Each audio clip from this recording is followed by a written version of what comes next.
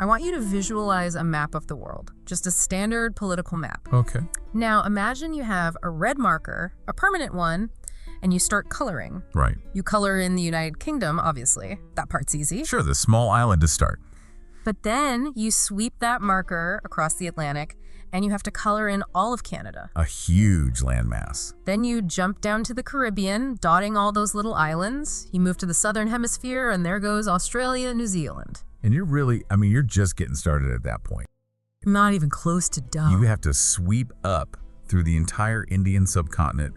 We're talking India, Pakistan, Bangladesh, Myanmar. And then Africa. Oh yeah, you're going right down the spine of Africa, Egypt, Sudan, Kenya, all the way down to South Africa. And then these huge chunks of the West too. Nigeria, Ghana. You hit the Middle East, you hit Southeast Asia with Malaysia, Singapore. So when you finally put that marker down and you step back to look at this map, say around the year 1913. Which was pretty much the peak. The absolute zenith. You are looking at roughly 25% of the Earth's entire land surface, all painted in that same shade of red. It's a staggering image. It's almost impossible to process that scale. It's the definition of a Leviathan. And it wasn't just land, which is, what we often focus on. It's the people. It's the people. They governed somewhere between 20 and maybe 23% of the entire human population at that time. What does that work out to in raw numbers? Over 400 million people. Maybe 412 million. All under one single administrative umbrella. It just naturally brings that famous phrase to mind, the empire on which the sun never set. Right. We hear that now and it sounds, I don't know, a bit poetic, a bit of nostalgic branding maybe. Or propaganda even. Yeah, a bit of propaganda.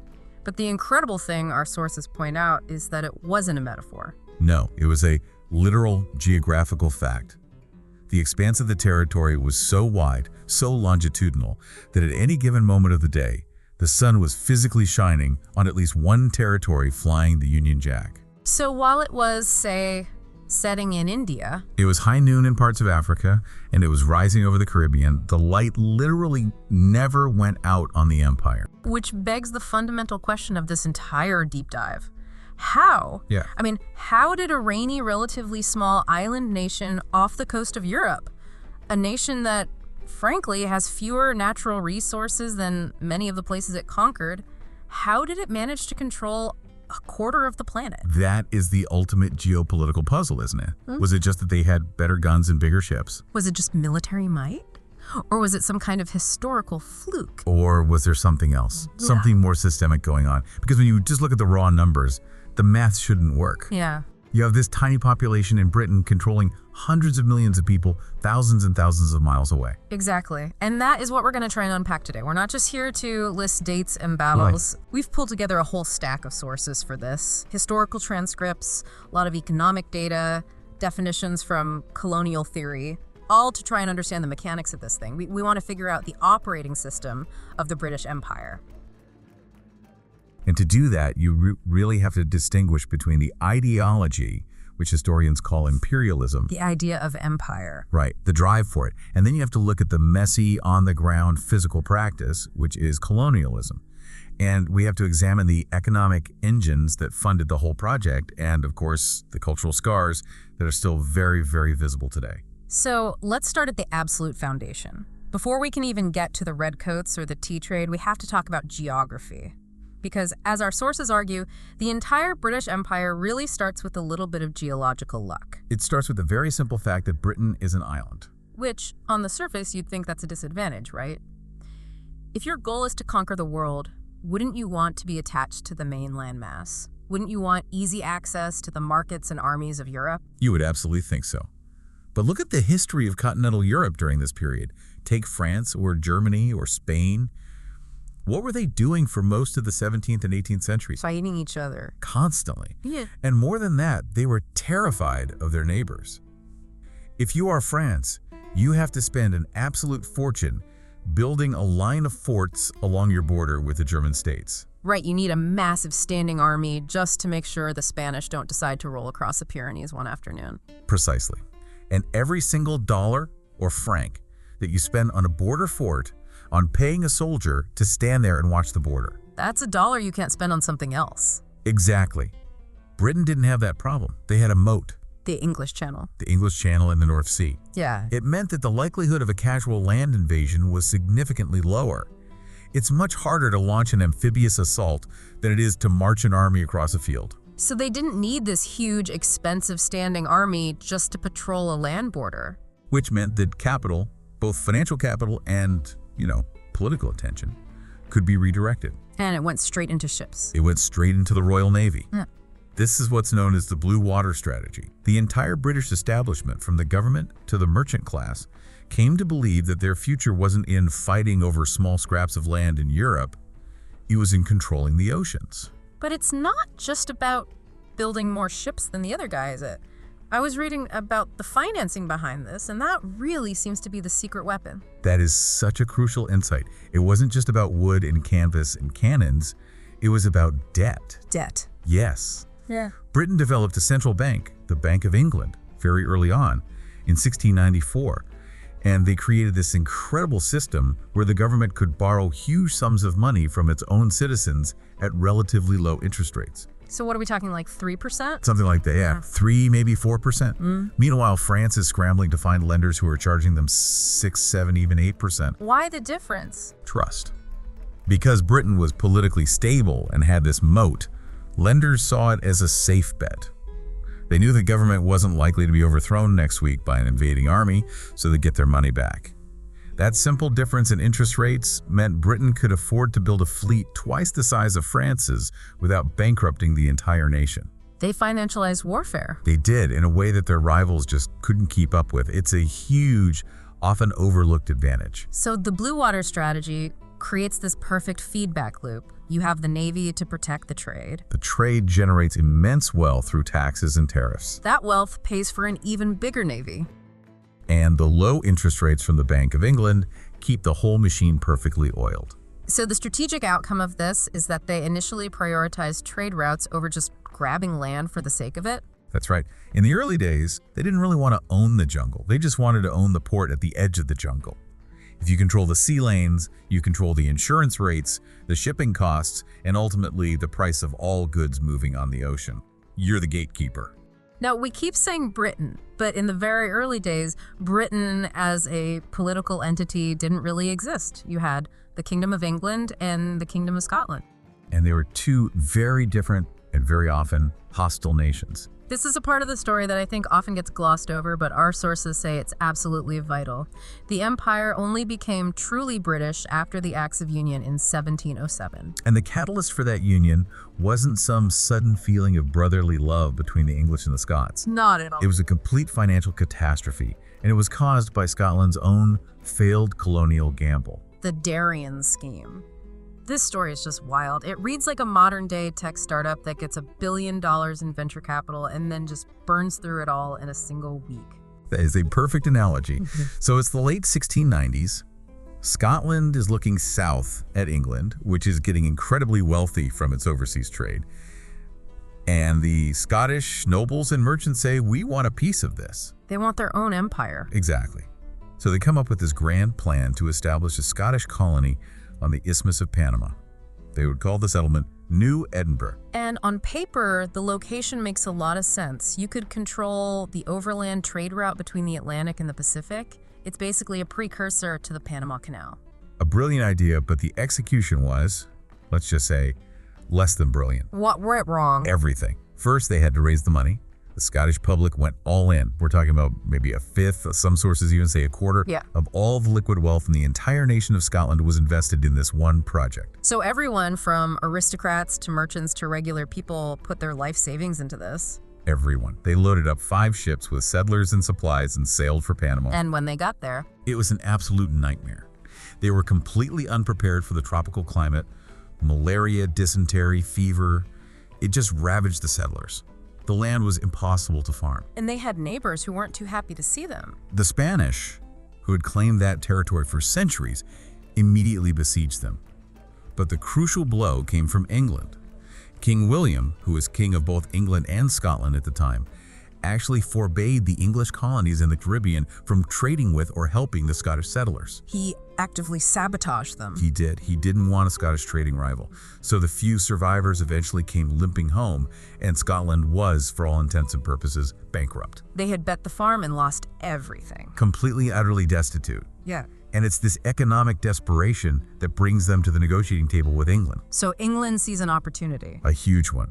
The English negotiators essentially said, look, we'll cover your national debts. We will even pay back the original investors in the Darien scheme. It's a massive bailout. But, they said, the price is the Union. Dissolve the Scottish Parliament and form a single entity, Great Britain. And the Scots, with no other options, agreed. So the United Kingdom was born, essentially, out of a failed colonial project and a bailout. That's incredible. But the irony is, once they were united, the Scots became some of the most enthusiastic and effective empire builders. You see a disproportionate number of Scots as administrators, soldiers, doctors, and engineers throughout the colonies. And they already had a kind of blueprint for colonization that they had tested much closer to home. Right, in Ireland. The Ulster Plantation. Exactly. This was the practice going back to the early 17th century of settling loyal Protestant Scots and English in Northern Ireland to pacify and control the rebellious Catholic Irish population. So it was a systematic replacement of a local population with a loyalist one. It was, and that model, the plantation model of settlement, became the working blueprint for what they would later do across the Atlantic in North America. Which brings us neatly to what historians call the First Empire. We're crossing the Atlantic now. We're heading to the Americas. And again, it's important to remember this wasn't some straight line to success. We all know the story of Roanoke in 1585, the lost colony, where the settlers just vanished into thin air. Right, a total failure. And it taught the English a valuable lesson. Colonization is incredibly expensive and extremely dangerous. So when Jamestown finally succeeds, starting in 1607, it's because they found a business model that actually worked. Tobacco. A cash crop. A cash crop that was wildly popular back in Europe. That changed everything. But we should take a moment to look at how these early American colonies were actually governed, because it wasn't a monolith. They had three very distinct administrative structures. And this shows how ad hoc the empire was in the beginning. Very much so. Okay, so first you had the Crown Colony. That sounds like what you'd expect. It's the most direct form of rule. It's ruled by the monarch, administered by a governor who is appointed by London. Essentially, you do what the king says. There's very little local autonomy. Virginia eventually became one. Okay, what's the second type? Then you have the Charter Colony. And these were fascinating. How so? They were ruled by a corporate charter granted by the king. The Massachusetts Bay Colony is the famous example. And the colonists there had significantly more political liberty. It was almost like a franchise agreement. Here are the general rules. Go run your business, elect your own governor, just don't cause any major trouble. Almost like a semi-independent state. In many ways, yes. And that tradition of self-governance becomes very important later on. And the third one, the proprietary colony. That's essentially a real estate venture. The colony is owned and governed by a single individual or a business group, a proprietor. Pennsylvania, granted to William Penn, is the classic case. The goal there is a return on investment for the proprietor. It's amazing how corporate and business-driven the origins were. But this first empire, built on these three models, eventually hits a wall. A massive revolutionary wall in 1776. The Great Loss. The American Revolutionary War. We all know the slogan, of course, no taxation without representation. Right, but we need to understand the economics behind that slogan to really get what happened. This all goes back to the 7 Years' War, right? The war against France. Yes, which was a global conflict fought partly in North America. The British government spent a fortune defending the American colonies from the French and their Native American allies. And when the war was over, London was broke. So they looked at the colonists and said, we fought this war to protect you, so you should help foot the bill. Exactly. It seemed perfectly logical to them.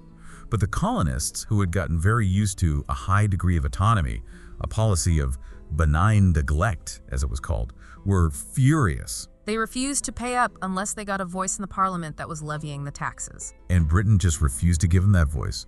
They couldn't conceive of a political system where the colonies were treated as equals to the mother country. They saw them as subordinates, there to serve British interests. And that fundamental disagreement, that refusal to compromise, cost them the absolute jewel of the First Empire. Losing the 13 colonies was a profound national trauma for Britain. It was humiliating, and it forced a massive strategic pivot. Historians mark this as the end of the First British Empire. And the beginning of the Second. Exactly. And the whole philosophy of empire changed with it. How do you mean? The first empire in America was, at its core, about settling Englishmen abroad. There was this sense, however tenuous it might have been, of a shared identity. They were still seen as, our cousins across the sea. But after that loss? After they lost America, they pivoted the empire's focus towards Asia, Africa, and the Pacific. And that illusion of a shared identity was gone. This new empire was about conquest and direct administration. They weren't ruling fellow citizens anymore. They were ruling subjects. It was a much harder, more authoritarian model. And they also had a very practical, logistical problem to solve. For decades, they had been sending their convicts to the American colonies, particularly Georgia. A human dumping ground. With that door now firmly closed, they needed a new prison. A big, remote one. Enter Captain James Cook. He had charted the east coast of Australia in 1770, claiming it for Britain. And suddenly, London looks at this vast, distant continent and says, that's the solution.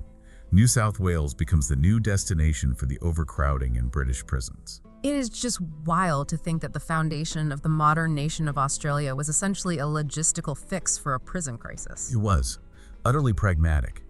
But while they're setting up this penal colony in Australia, they still have a massive rival to deal with back in Europe. France, and specifically Napoleon. The Napoleonic Wars. This is the crucible for the Second Empire. If Britain loses this war, the entire imperial project is probably over. Oh, absolutely.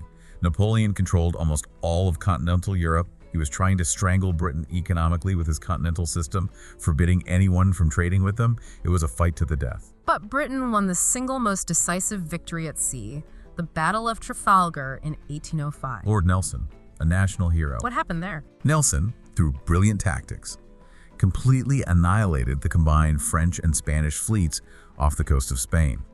And the consequence of that single afternoon in October 1805 is almost impossible to overstate. It secured total naval supremacy. Not just supremacy, uncontested naval dominance for the next 140 years, until the Second World War. So after Trafalgar, no other country could even come close to challenging Britain on the high seas. No one. Britain became the global policeman of the seas.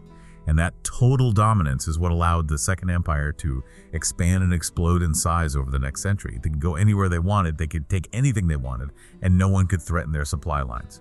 Trafalgar was the key that unlocked the 19th century for them. So they have the ships, they have this new strategic pivot to the east. Now we need to talk about the engine that powered it all. Because you can't have an empire without money, and you simply cannot tell the story of the British in India without talking about the East India Company. The EIC. The Honorable East India Company. It is, without a doubt, one of the most bizarre, powerful, and frankly terrifying organizations in all of human history. It started out as just a group of traders, right? A joint stock company like any other. Exactly. In the year 1600, Queen Elizabeth I granted a royal charter to a group of London merchants. It gave them a monopoly on all English trade in the Indian Ocean. And they were after spices, silk, cotton, tea. Opium, eventually. Yeah. Purely a commercial venture. But over the next 2.5 centuries, it evolved from a trading company into a state within a state. And when we say state within a state, we're not being metaphorical. They had their own armed forces. They had a massive private army. At its peak, the East India Company's army was twice the size of the official British Royal Army. That's insane. They minted their own currency, they had their own court system, they had the legal right, granted by the British Crown, to declare war and sign treaties with sovereign nations. So, just to put that in modern terms, it would be like if Amazon or Google had an army of 200,000 soldiers, its own navy, and the legal right to invade Mexico if it felt like it. That is a perfect modern parallel. There's a corporation that acted like an imperial power. And they operated under this very specific economic system called mercantilism. We should probably unpack that because it's very different from how we think about free trade today. Think of mercantilism as a kind of walled garden in today's tech world, like the Apple ecosystem, but it's enforced by canons. Okay. If you were a British colony, you weren't allowed to just trade with anyone you wanted. You couldn't sell your raw cotton to France, even if they offered you a better price. You had to sell it to Britain. And you had to ship it on British ships. Then British factories would turn that cotton into textiles, and you, the colony, were expected to buy the finished British goods in return. So it's a completely closed loop designed to suck all the wealth back to the center, back to the mother country. Precisely. The Navigation Acts, starting in 1651, codified all of this. It legally ensured that the colonies existed for one primary purpose: to enrich Britain. But in India, the EIC took this model to a whole different level. And the real turning point was the Battle of Plassey in 1757. This is the moment everything changes. The key figure here is Robert Clive. He's a very controversial figure in British history, to put it mildly. An employee of the company. Yes, he was an EIC man. And he managed to defeat the Nawab of Bengal, a local ruler who was allied with the French. But he didn't just win through superior military tactics. It was bribery and treachery. It was. He secretly paid off one of the Nawab's key generals, Mir Jafar, to have his troops stand down and effectively switch sides during the battle. It was more of a coup than a conventional victory. And the victory at Plassey didn't just give them more land or trading posts, it gave them something called the Diwani. The right to collect taxes. This is the moment the trader becomes the ruler. This is the linchpin of the whole operation. Explain how that worked. Okay, so before Plassey, the EIC had to bring ships full of silver and gold from Britain to India to buy Indian goods, like spices and textiles. A normal trade relationship. Right. But after they got the Diwani of Bengal, suddenly they could collect millions of pounds in tax revenue from the Indian peasants. And they used that Indian tax money to buy the Indian goods, which they then exported back to Britain and the rest of the world for a massive profit. Wait, let me just get this logic straight. They're taking the Indian people's money in the form of taxes, Yes. using that exact same money to buy the products that Indian people made, Correct. and then selling those products abroad and keeping all the profit for themselves. That is exactly right. The Indian people were effectively paying for their own exploitation. And it gets even worse. The EIC then used the surplus revenue from India to fund their wars of conquest elsewhere in China and Afghanistan.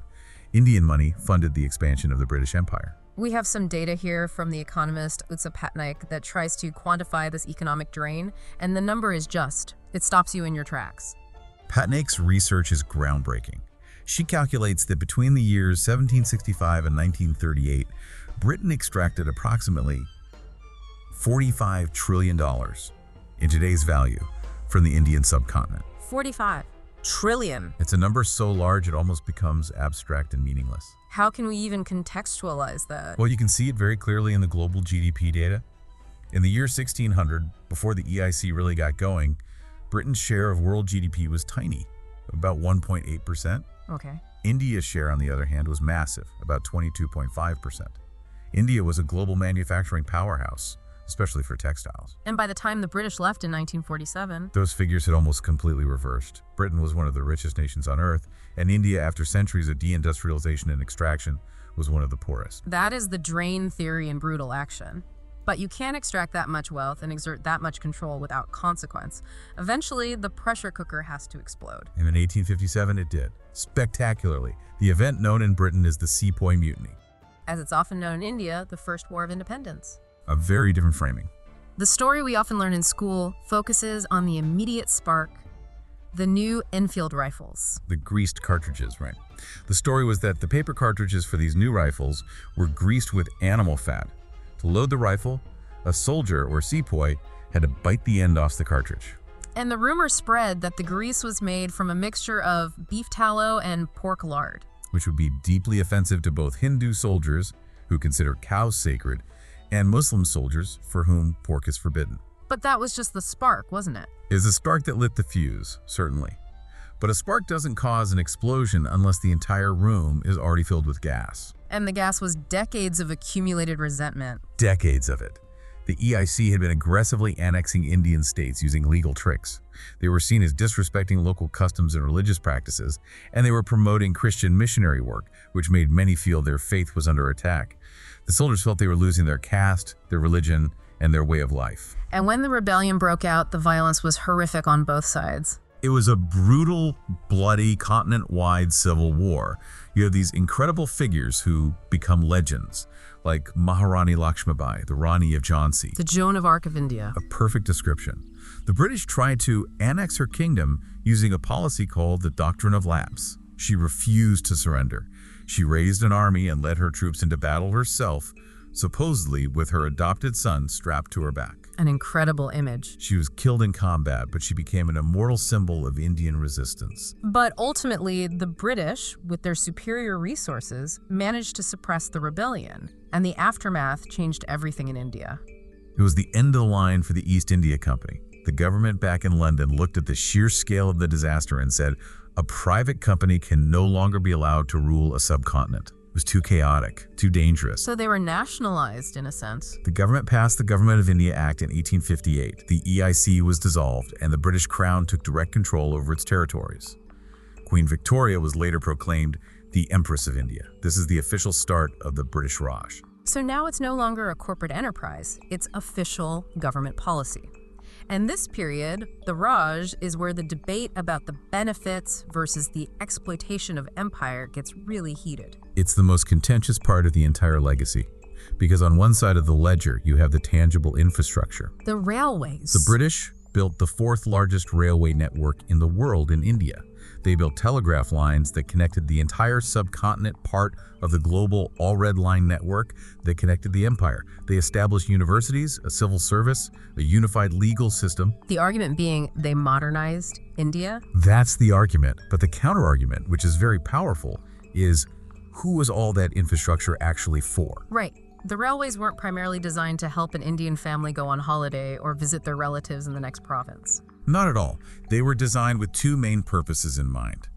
First, to move troops quickly to any part of the country to crush rebellions. And second, to transport raw materials, cotton, grain, coal, iron ore, from the interior to the coastal ports as efficiently as possible for export to Britain. So it wasn't a development network, it was an extraction network. That's the critique. And you cannot talk about the Raj without talking about famines. No, famines were a recurrent and devastating feature of British rule. Millions died.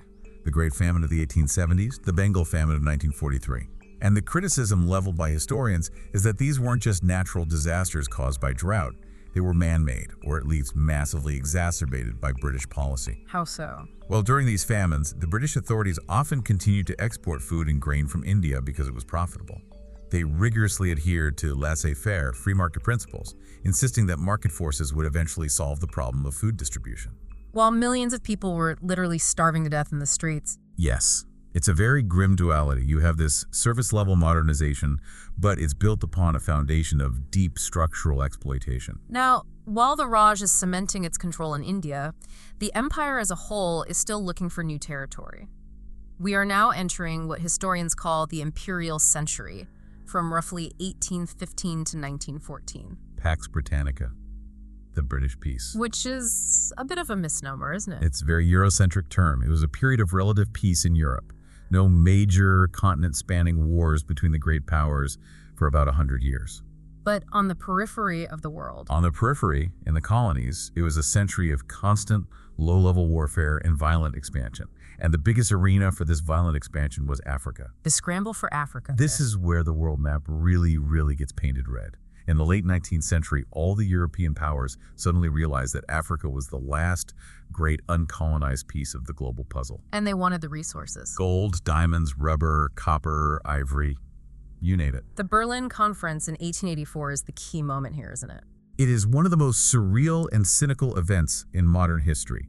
You have a bunch of European diplomats in suits sitting in a conference room in Berlin. In Germany. Not in Africa. Not in Africa. No Africans were invited. And they're looking at a map of a continent most of them had never been to, and they are literally drawing lines on it with rulers. I'll take the Congo Basin, you can have Nigeria. They carved up an entire continent among themselves, primarily to avoid going to war with each other over the spoils. And they completely disregarded existing tribal boundaries, linguistic groups, ancient kingdoms, anything like that. Completely. The arbitrary lines they drew on that map in 1884 are, in many cases, the very same national borders that cause so much conflict in Africa today. And Britain walked away with a massive haul from this conference. They did very well. They secured most of northeastern and southern Africa. Their grand imperial dream was to build a railway line running from Cape to Cairo. A continuous, uninterrupted British territory from the bottom of Africa in Cape Town all the way to the top in Egypt. It was the ultimate expression of their ambition, a red line down the map. And a huge strategic piece of that puzzle was the Suez Canal in Egypt. The jugular vein of the empire. Absolutely critical. It opened in 1869, and it was a French project, but it drastically shortened the sea voyage to India. You no longer had to sail all the way around Africa. So Britain became obsessed with controlling it. Completely paranoid about any other power getting control of it. So much so that they ended up occupying Egypt in 1882, an occupation that would last for decades, largely just to protect the canal. But down south, in their quest for that Cape to Cairo route, they ran into a problem. They weren't the only Europeans there. The Boers. The descendants of the original Dutch settlers. Right, and the Anglo-Boer Wars, particularly the second one, were incredibly nasty conflicts. And this is where the popular British rhetoric about their civilizing mission really falls apart. How so? To defeat the highly effective Boer guerrilla fighters, the British Army, under leaders like Lord Kitchener, used a scorched earth policy. They systematically burned Boer farms and destroyed their livestock. And they rounded up the civilians. They herded the Boer women and children into camps to deny the guerrillas food and support. Concentration camps. Yes, they were the first to use that term, concentration camps. And the conditions inside were appalling. Disease, malnutrition, and starvation were rampant. Tens of thousands of civilians, mostly children, died in those camps. It was a massive international PR disaster for Britain, and it showed the dark, brutal lengths they were willing to go to for imperial control. So we've covered the map, we've covered the mechanics, but the outline for our deep dive suggests we need to categorize this a bit, because colonialism isn't just one single thing. It takes different forms. It's a really helpful way to understand the legacy. Our sources break it down into roughly 5 different types, and looking at them helps us understand why, say, modern Canada looks so different from modern Nigeria. Okay, let's run through them. Type 1 is settler colonialism. This is the one we're probably most familiar with. It's driven by the logic of elimination. Large groups of settlers from the mother country move to the colony with the intention of staying permanently. They want the land, not necessarily the people who are already on it. Exactly. The indigenous population is seen as an obstacle to be removed, either through forced displacement, assimilation, or, in the worst cases, outright genocide. The classic examples are the USA, Canada, Australia, and New Zealand. Okay, type 2, exploitation colonialism. This is a different model. Fewer settlers move to the colony, and those who do don't intend to stay. Their goal is to get rich and go home. So the focus is on extracting resources. Resources and labor. The Belgian Congo under King Leopold is the most extreme and horrific example, but much of British rule in Africa and parts of India fit this model. You set up mines and plantations, you take what you can, and you leave. Then there's a subcategory, type 3, plantation and colonialism. Right. This is specifically focused on the mass production of single cash crops. Sugar in the Caribbean, tobacco in Virginia, cotton in the American South. And this model has an insatiable demand for labor. A massive labor force, which leads us directly to the institution of slavery and later to other forms of coerced labor. Okay, type 4 is a bit more obscure, surrogate colonialism. This is a more complex situation. It's where the imperial power supports a non-native group in settling a region, and that group is not from the mother country itself. The source material we looked at mentions the Balfour Declaration and the subsequent settlement in Palestine as an example that scholars often fit into this particular framework. And finally, number 5, internal colonialism. This is when the logic of colonialism, exploitation, unequal power relations is applied to a group within the same country's borders. You can make a strong argument that the historical treatment of the Catholic Irish or the Scottish Highlanders by the English state fits this description at times. You mentioned labor. This really is the human fuel of the empire. We know about the transatlantic slave trade. Britain was a major player. The Royal African Company was instrumental in trafficking hundreds of thousands of enslaved Africans to the Americas. The ports of Liverpool and Bristol were built on the profits of this trade. It's an undeniable and horrifying part of the story. But then, due to a combination of genuine moral pressure from abolitionists and shifting economic realities, they abolished the slave trade in 1807 and then slavery itself throughout the empire in 1833. A landmark moment. But the sugar plantations in places like Trinidad and Jamaica still needed workers. The newly freed slaves, understandably, didn't want to do that backbreaking work anymore. So the empire needed a new source of cheap labor. So they invented a new system. It was called indentured labor. They looked at their global map and said, "We have millions of poor, desperate people in India. Let's create a system to move them to the sugar plantations in the Caribbean or Mauritius or Fiji." This was the coolie system. Yes, that was the derogatory term used. And technically, these people signed a contract, an indenture, to work for a certain number of years in exchange for passage and a small wage. But in reality, the conditions were often brutal, not much better than slavery. And this is the origin of the massive Indian diaspora we see all over the world today. It is. This is why if you go to Guyana in South America, or Fiji in the Pacific, or Durban in South Africa, you find these huge, long-established Indian populations. The empire shuffled people around the globe like pieces on a chessboard to serve its economic needs. And that massive movement of people inevitably brings us to culture. Because you can't have that much interaction, however unequal, without things blending and new forms emerging. It's the pizza effect.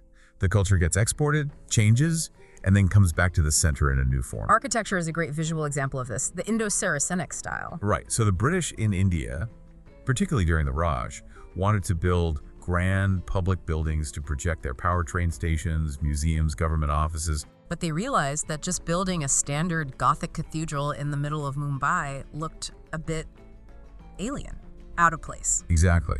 So they consciously created this hybrid architectural style. They took the basic structure of Victorian Gothic architecture and then plastered it with features from Mughal and Hindu traditions, domes, intricate lattice work, pointed arches. Like the Chhatrapati Shivaji terminus in Mumbai, the old Victoria terminus. The perfect example. It's a stunning, fantastical building. And what it's saying architecturally is, we are the new rulers, but we understand and have mastered your local aesthetic. We are wearing your clothes, but better. It's an architectural power move. And then, of course, there's the food. You literally cannot talk about modern Britain without talking about curry. It is the national dish, unquestionably. But the kind of curry you get in a British Indian restaurant is itself a colonial invention. Take chicken tikka masala. The most famous dish of all. The origin story, which may be apocryphal but tells a deeper truth, is that a customer in a restaurant in Glasgow in the 1970s complained that his chicken tikka was too dry. A very British complaint. Very. So the Bangladeshi or Pakistani chef, improvising, went to the kitchen and dumped a can of Campbell's tomato soup and some spices over it to create a sauce. So it's an Indian cooking technique, adapted for a British palate, created by a South Asian immigrant in Scotland. It is the ultimate colonial hybrid on a plate. Or you can look at bunny chow in South Africa, a hollowed-out loaf of bread filled with curry. It was invented as a portable lunch for Indian laborers working on the sugarcane plantations. The culture of the empire is a culture of adaptation, mixing, and survival. But, as with all empires throughout history, gravity eventually kicks in, the fall. And when it happens remarkably fast. In 1940, Britain stands alone, ruling a quarter of the world. By 1960, the empire is effectively gone. What was the primary cause? 2 world wars. It is as simple and as devastating as that. The First World War bled Britain dry of a generation of young men and a huge amount of its wealth. The Second World War finished the job. Britain was on the winning side, but it was bankrupt. Utterly bankrupt. They owed massive, crippling debts to the United States. They had liquidated their overseas assets to pay for the war. They simply could no longer afford the military and administrative cost of holding on to a global empire. And their main ally, the US, wasn't exactly keen on them keeping it right. The Americans, particularly under President Roosevelt, were philosophically anti-colonial.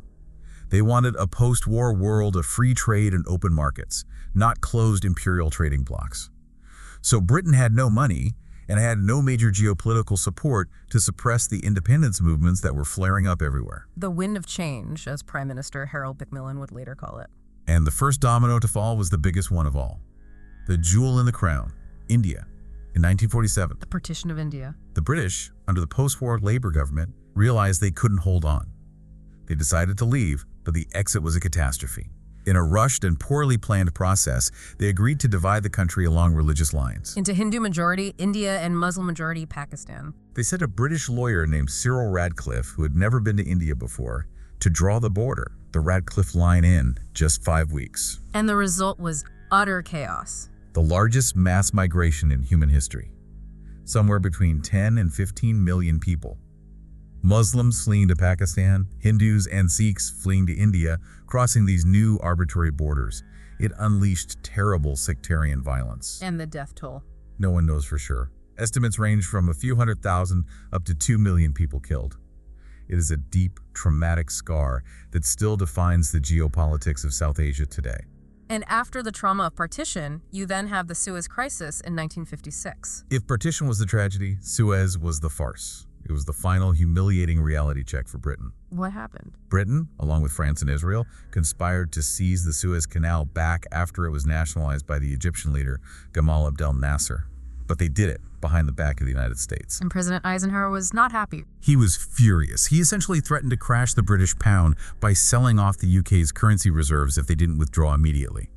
Britain had no choice but to back down. It was a public global humiliation that proved, once and for all, that Britain was no longer a superpower. It was a client state of the U.S. And after that, the decolonization of Africa happened incredibly quickly throughout the 60s, and then you have the final symbolic end, Hong Kong in 1997. Watching the Union Jack come down for the last time in the rain in Hong Kong and the handover to China, it really felt like the closing chapter of a very long book. But is the story truly over? I mean, the formal empire is gone, but we have the Commonwealth of Nations. A voluntary club, a political association of former colonies. It keeps some of the diplomatic and cultural channels open.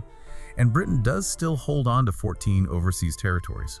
Small places like Gibraltar, the Falkland Islands, Bermuda. But I think the more interesting and provocative discussion today is about the concept of neocolonialism. This is a really challenging idea. Did the empire truly end, or did it just go private? Did it change its form? What do you mean by that? Well, take a hypothetical former colony in Africa. It's politically independent. It has its own flag, its own seat at the UN. But its most valuable copper mines are owned by a multinational corporation headquartered in London. Its national debt is held by banks in New York and Paris. And its economic policies have to follow the strict rules of the IMF and the World Bank. Is that nation truly free and sovereign? It's control through finance and economics, rather than through gunboats and governors. Exactly.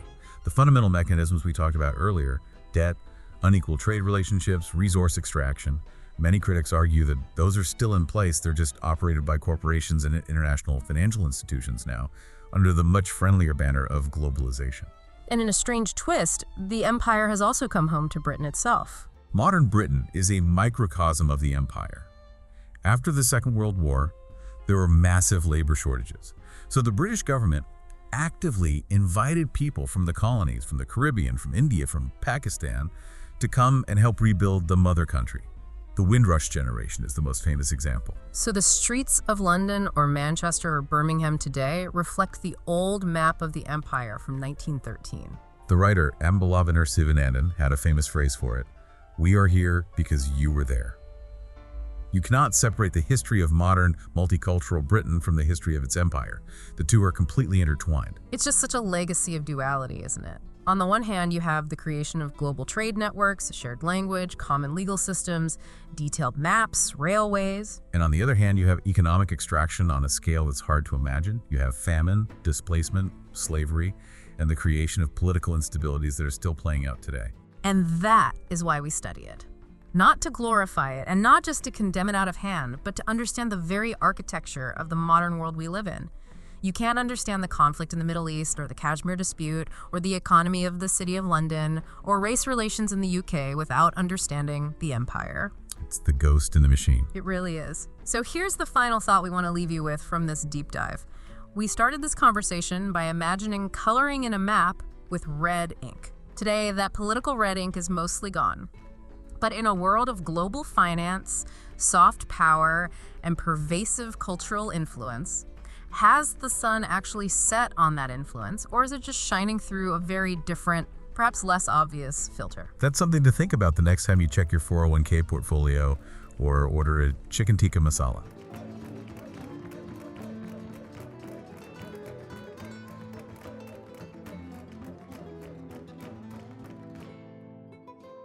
Narrated Archives is an audio-first learning channel where history, ideas, and books are told through carefully crafted stories.